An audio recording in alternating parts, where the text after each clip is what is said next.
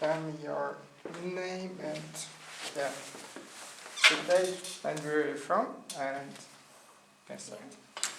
My name is Mariam. Actually, my name is Farooq. I'm from Yemen, but I have been using the name Mariam since I was 8 years old. And I'm 22 years old. Should I look at you or at the camera? Whatever you want. Like it. Yeah, you can look at me. You don't need to look at me. Alright. Yeah. First I want to ask, what comes to your mind first thought that when you hear the word like home? I just think of belonging, feeling at home, I don't know, sleeping in my own bed, my sister, my mother's food. That's what comes to my mind. It's connected to Yemen? No, I grew up here, so it's not connected to a country, but to feelings, specific feelings. When I eat my mother's food, for example, or when I even argue with my sister, it's home. Or when I hug her, that comes first to my mind. Cool. Can you shortly tell me like your short biography, how it started and what was connected to home, of course, like places you have changed and you have lived, environments. So before I was 8, I was in Yemen, and my memories of my hometown, Al-Mukalla, it's a port city. It's famous with fish. My memories there is me, my brothers, and my cousins who would just leave the house without telling our family and go to the port and eat this very famous Yemeni dish. It's called karash. I mean, most people find it disgusting, but it was so delicious. And that's my first memory of Yemen. My grandmother, my grandfather.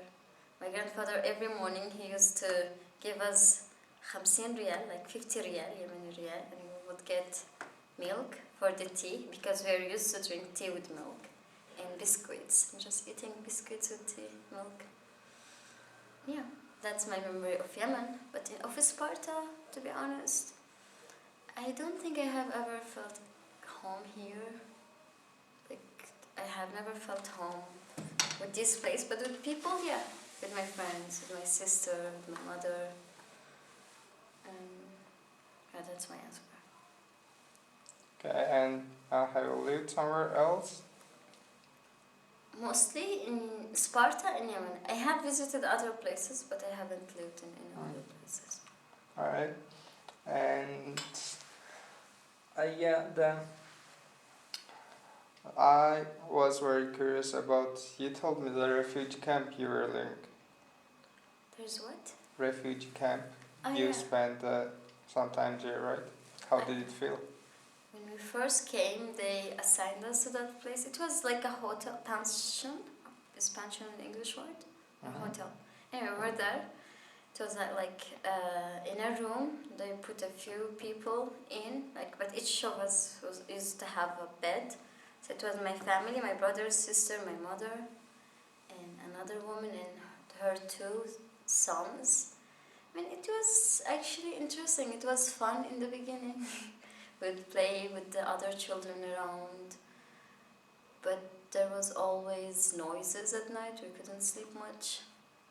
And my mother was so worried for us because, I don't know, usually there was fights in the other rooms. So I have a memory of, I'm so used of injuring myself, as you can see.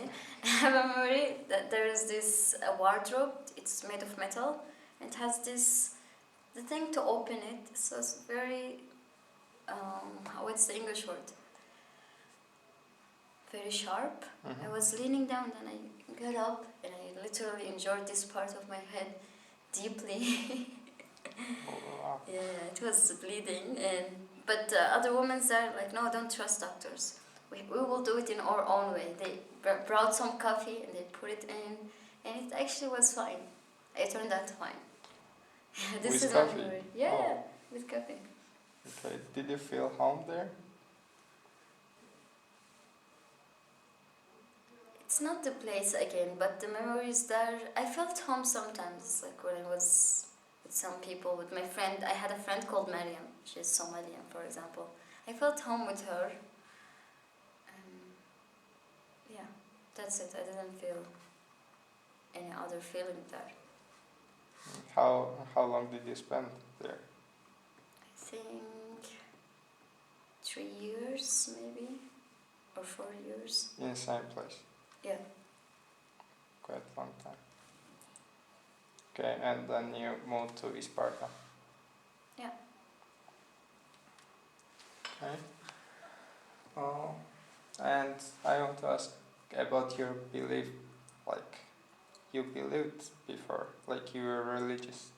Yeah, I used to be my family is very religious, so I grew up in a very religious household. And yeah, I was so religious. I was covering all from head to toe, wearing all black, memorizing half of the Holy Book. But by time, I just started questioning, and I found out it's not for me. So at the moment, I'm not a believer. And in a case of feeling home, what did change? Like, if you remember, like what was before, like feeling home as a believer and feeling home as not believer. Oh yeah. Actually, I felt more home when I was a believer, to be honest. I felt like I always had God. Like whatever happens, He had my back. Or she, whatever. At that time it was a he for me. He had my back. He will take care of me in whatever hardship I'm going through. He will give me better things in the afterlife. And I have never felt alone, to be honest, at that time. I mean, I felt alone, but I still knew that God was with me. He's home.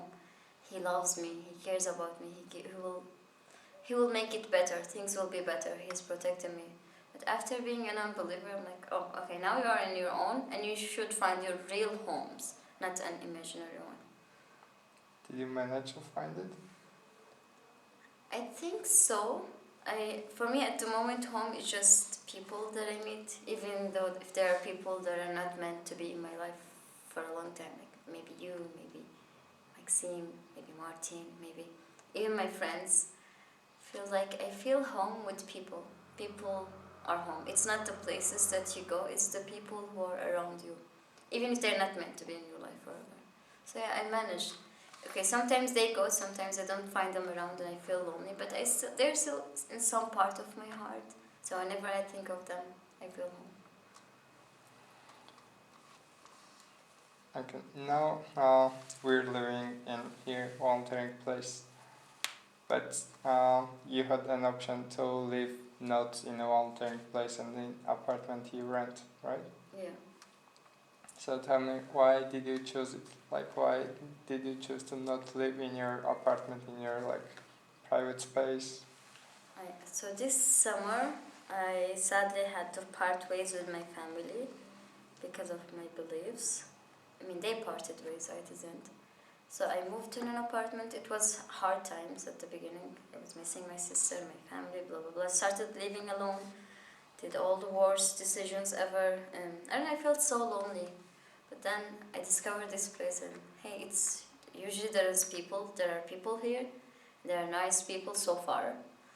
And I just wanted to be around people, and especially people who are good for me. And so far they are. That's why I'm here.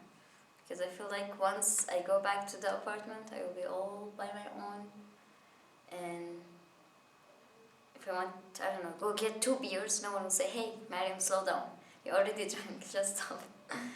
I'm an adult, I will learn by time, but I feel like at least at this time being, I need to be in some place like this volunteering place with such nice people. Do you think at some point that you run from yourself? I always do, yeah. Why? I think I'm very harsh on myself. I don't take care of myself. I'm always there for everyone. I never judge people. At least that's what I think, what I try to do. But for me, I'm not that nice person, actually, to myself. So I try to run from this rude Mariam who's just always criticizing herself and doesn't care about her safety, or her health, or her studies, or as I'm still doing my best, but I'm not where I want to be at the moment. That's why I'm running from myself. I know it's not the right decision, like running won't solve it, but for the time being, yeah, I am running. Okay, right now, for example, you might follow the flow or whatever, but do you have any thoughts, like, the thoughts, like, ages later, like, you'll get old or whatever, and you'll settle down somewhere, if you have that kind of thoughts, and how does it look like in the future, like home situation? To be honest, I got asked this question before, like, how do you see yourself when you're old? But I have never ever imagined myself being old. I just imagine myself like maybe maximum 5 years later, 10 years later. I'm not saying that I'm not gonna be alive until I'm old. I might be, we would never know. But I have never ever imagined or thought about that. So I can't imagine how an old Mariam would be, a very old Mariam. Like maybe in 5-10 years, Mariam will be somewhere else, another country maybe, practicing psychiatry, helping immigrants, refugee women especially. Because yes, it's hard for everyone, psychiatry is very important for everyone, but I think that we should leave no one behind in the mental wellness, because refugees, immigrants, especially women, are being left behind. So I mostly want to work with them, maybe work with the United Nations, go to other countries in need, and yeah, help women. Okay, I will ask you in this way, like, what's your dreamy home idea? Oh. Again, when I think of home, I just think of people. Like, it's not when I'm gonna be, or where I'm gonna be, or what I'm gonna be doing. So I'll just think of people. My dream home is just being surrounded with people who make me feel home, and who are gonna be around, like not leaving and not traveling or whatever. I mean, I'm still okay with this because that's life. No one can stay in your life forever. No one can guarantee that. But my dreamy home would be people who are around me for a long time. Okay. Anything else you would add, like, about this? What do you think about the home?